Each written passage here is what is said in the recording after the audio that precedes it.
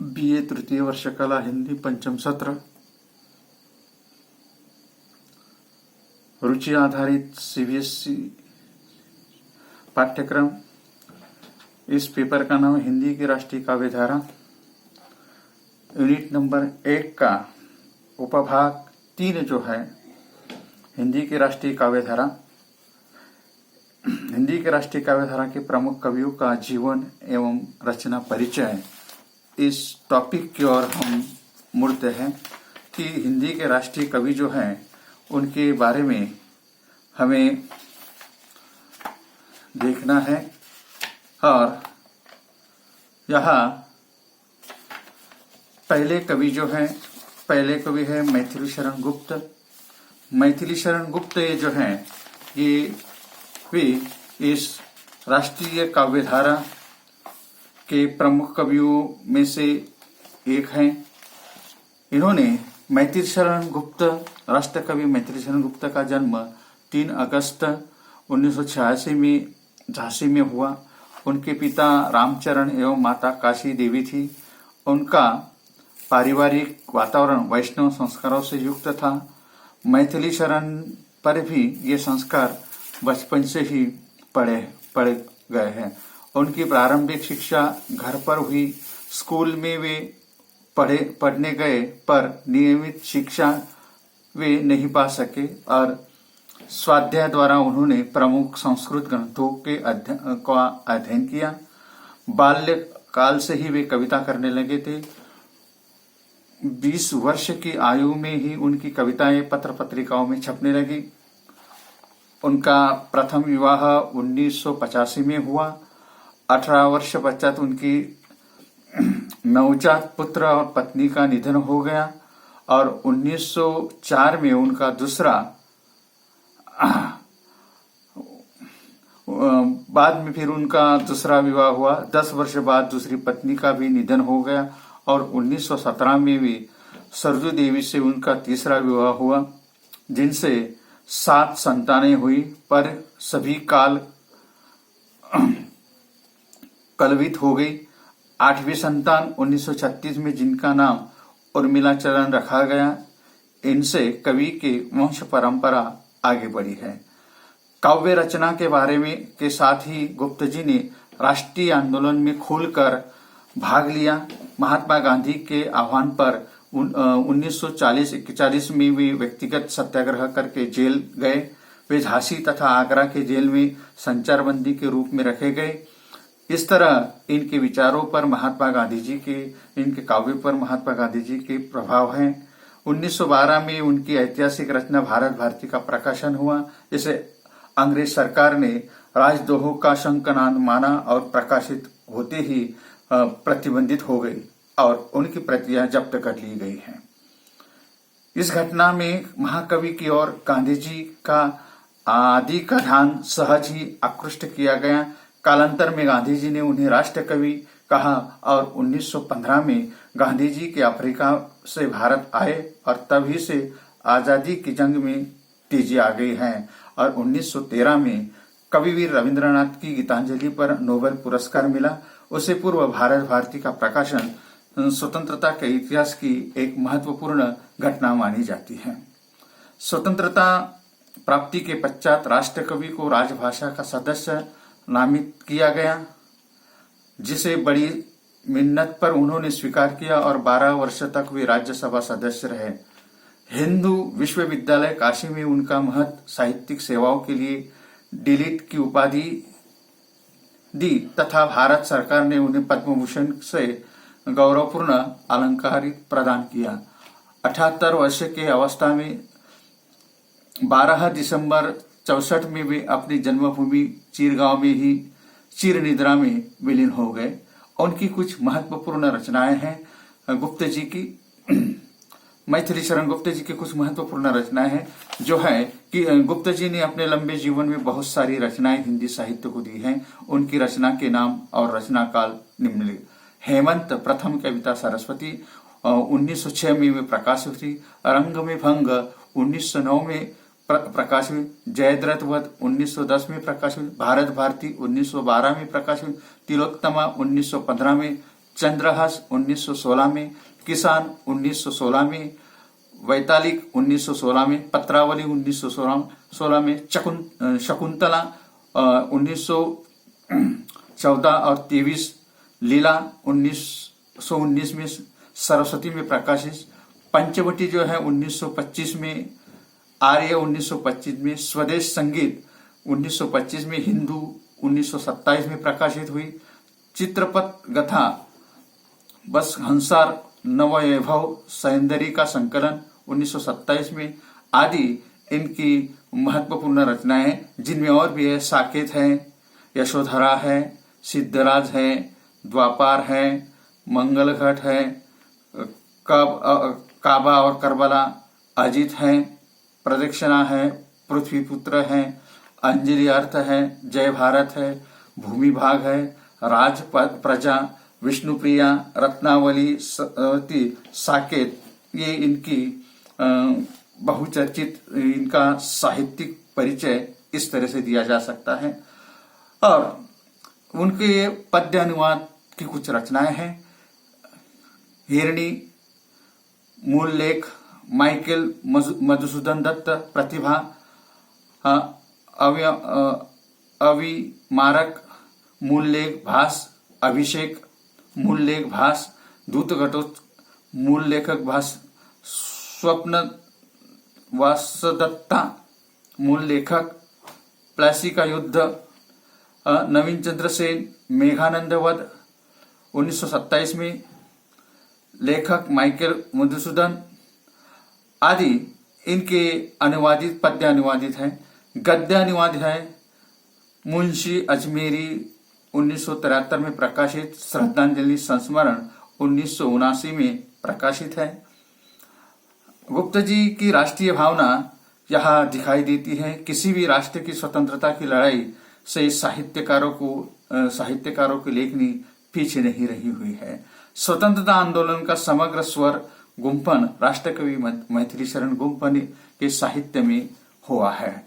इस तरह से राष्ट्रीय कवि का जीवन परिचय और उनके काव्य का परिचय हम लोगों ने संक्षेप में देखा। दूसरे जो कवि हैं वो है रामचरित उपाध्याय। रामचरित उपाध्याय यह भी राष्ट्रीय कवि के रूप में जाने जाते हैं। उनका भव्य भारत और भारत हित, ये दो कविता संग्रह जो है बहुत ही प्रसिद्ध हैं। चलो देखते हैं इनका जीवन परिचय। रामचरित उपाध्याय द्विवेदी युग के राष्ट्रीय कवियों में से अपने ढंग के अनूठे रचनाकार है। इनके पूर्वज मूलतः गोरखपुर जनपद के धोमेली ग्राम के निवासी थे, पर कवि पर कई पीढ़ी पूर्व से अजमलगढ़ जनपद के महाराजापुर ग्राम में आ बसे थे, जहां आज ही उनके वंशज निवास करते हैं। इनके पिता का नाम हरिप्रसन्न शास्त्री और माता का नाम अमृता देवी था। इनके ही दो पुत्र के रूप में ही रामचरित उपाध्याय का कार्तिकी वैष्णव और 1929 में मतलब 20 अक्टूबर 1872 में इनका जन्म हुआ। प्रारंभ में अपने पिता से और उनके निधनोपरांत अपने अंग्रेज पर महादेव शास्त्री के संस्कृत का अध्ययन उन्होंने किया। 1890 में अध्ययनार्थ वे काशी चले गए।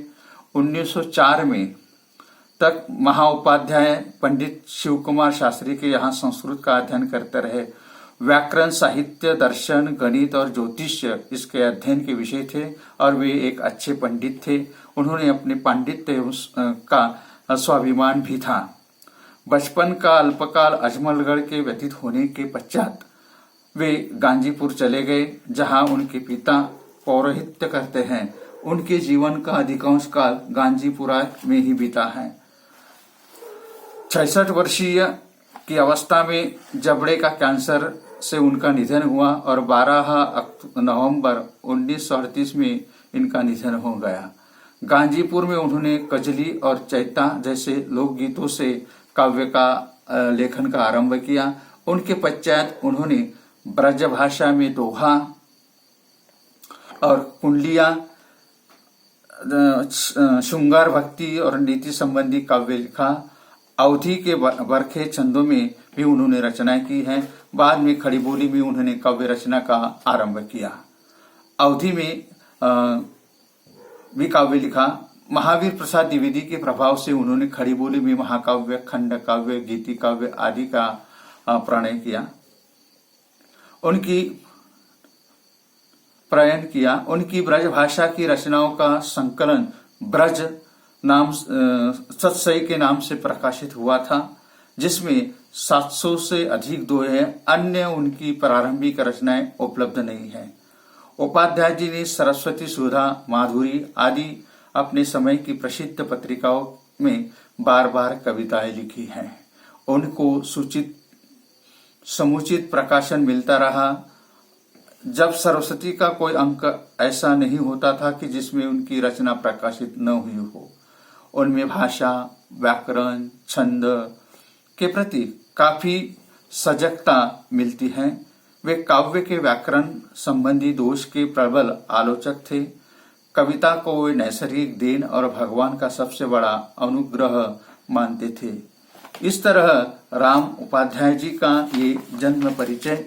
इसके बाद में उनकी कुछ साहित्य रचनाएं जो है, उनकी साहित्य रचनाएं हैं, ये है सूक्ति मुक्तावली, देवदूत खंड काव्य है, रामचरित चंद्रिका, उपदेश, रत्नमाला महाकाव्य 1920 में है, राष्ट्र भारती 1921 में है, सूक्ति शतक 1927 में है, शुक संवाद खंड काव्य 1928 में प्रकाशित हुआ है, मुक्त मंदिर गीता का भावानुवाद है 1934 ई में है, ब्रज सत्सई स्फुट दोहे 1937 ई में है, देव सभा खंड काव्य है, भारत भक्ति 1920-28 में है, वृद्ध विवाह 20-28 ई में है, सीता समाचार, मुक्ताहार, रामचरित ग्रंथावली, दैवी द्रौपदी नाटक 1920 में।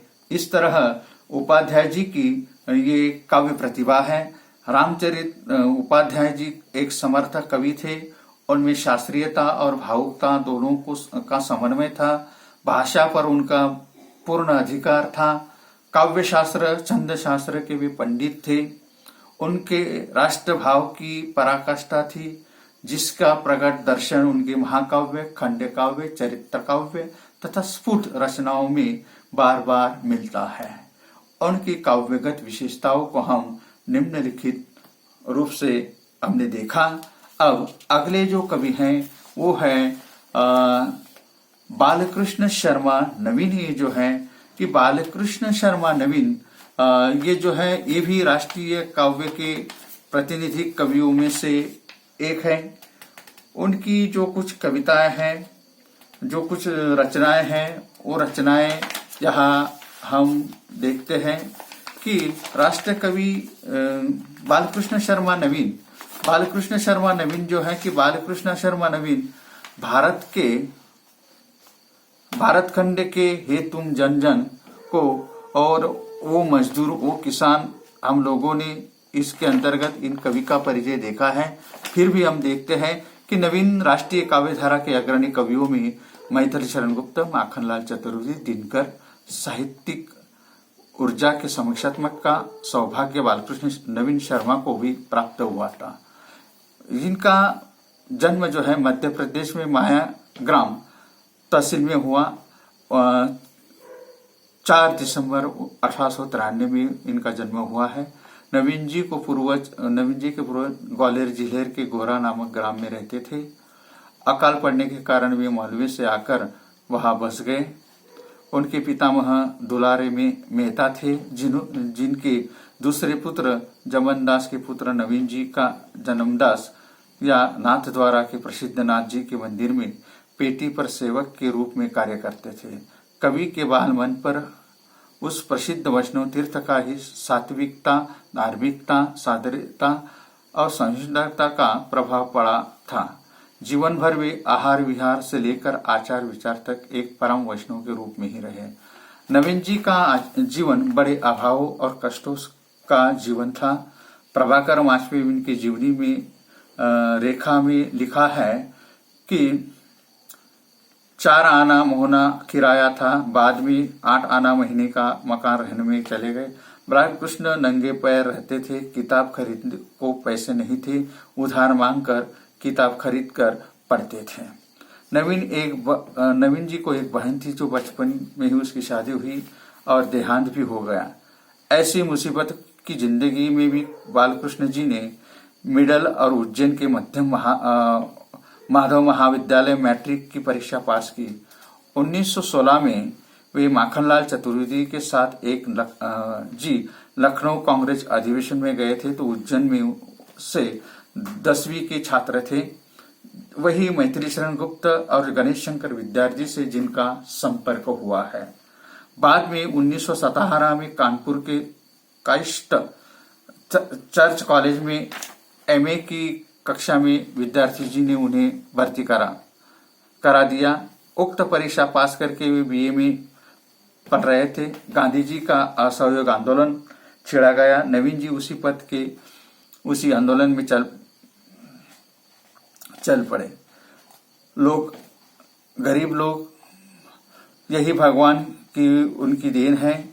माँ भगवान की झारी तू भर, मैं तो अब भारत माता की झारी भरूंगा और इस जीवन को देश के लिए समर्पित करूंगा। अपने इस बाल कथन का बालकृष्ण जी ने अक्षरशः चरितार्थ कर दिया है। यहाँ बालकृष्ण कुमकुम, रश्मि रेखा, अल्पक, कौसी राष्ट्रीय काव्यधारा के कवि के रूप में जाने जाते हैं। इनकी विनोबा, सतवन, उर्मिला, प्राणार्पण, हम विश्व पाई, जनमन के, हमारे संसद, गद्य, ये जो है इनके इस तरह से इनके काव्य। उर्मिला ये जो है 1957 में प्रकाशित हुई। विनोबा सतवन 1952 में प्रकाशित हुई है। हम विश्व पाई जन के 1964 में प्रकाशित हुई और हमारी संसद गद्य 1957 में प्रकाशित हुई। इस तरह इस कवि का हम जीवन परिचय हम लोगों ने देखा और इस तरह से ये राष्ट्रीय कवि के रूप में प्रसिद्ध कवि माने जाते हैं। अगले जो कवि हैं वो है दिनकर जी, रामधारी सिंह दिनकर। दिनकर का जन्म बिहार राज्य के मुंगेर जिले के सिमरिया नामक ग्राम में 30 सितंबर 1908 में हुआ। पटना कॉलेज से बीए पास करके बाद में वे 1933 में एक स्कूल में आप अध्यापक हुए। युद्ध काल में ये बिहार सरकार के प्राचार्य विभाग में आ गए और 1950 में स्नातकोत्तर कॉलेज हिंदी के विभाग अध्यक्ष के रूप में पुनः शिक्षा जगत में लौट आए। 1952 में वे राज्यसभा के सदस्य निर्वाचित हुए। भारत सरकार ने आपको पद्म भूषण की उपाधि से विभूषित किया। वे केंद्रीय सरकार के हिंदी समिति के मंत्री बनाए गए। आप प्रायः दिल्ली के राजकीय कार्यों से संबंधित रहते हुए भी साहित्य साधना में लगे रहे। आपने अमर काव्य साधना करते हुए अक्षय कीर्ति अर्जित करके आपने यह लीला 4 अप्रैल 1974 में प्राप्त हुई है।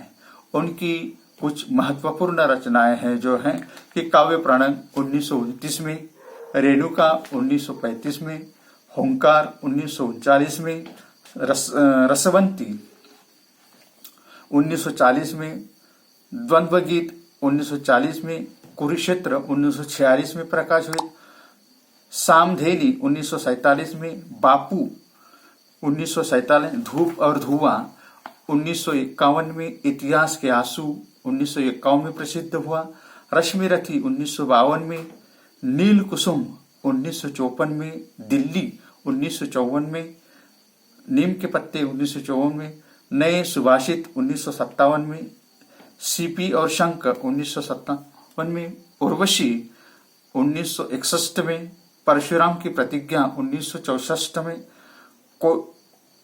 कोयला और कवित्व 1964 में, भारत की आंखें 1965 में, तिलक 1965 में, संस्कृति के 4 अध्याय ये इनके काव्य प्रसिद्ध हैं।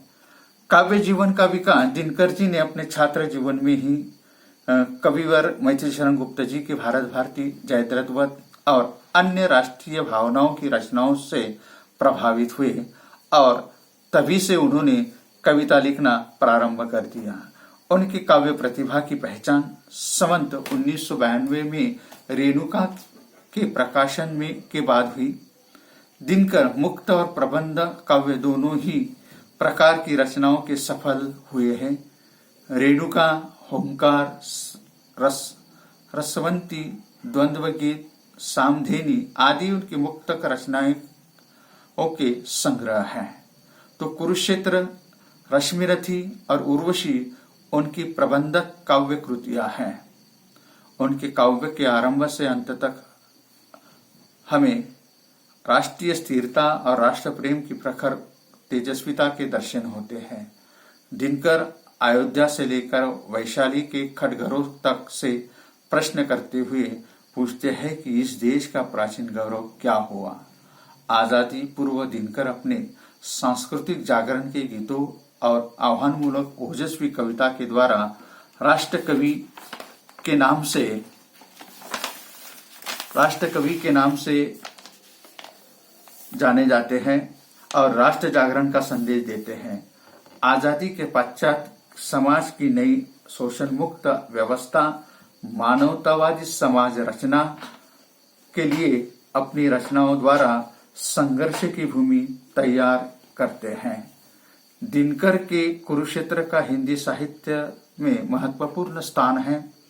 एक प्रबंध काव्य के रूप में उसे श्रेष्ठ कवि स्वीकार करे या ना करे, उसकी प्रबंधात्मक शैली भले ही शिथिलता आरोपित की जाए, पर उसमें जीवन की एक ज्वलंत और जीवंत समस्या को लेकर जूझने का प्रयास कवि ने किया हुआ है।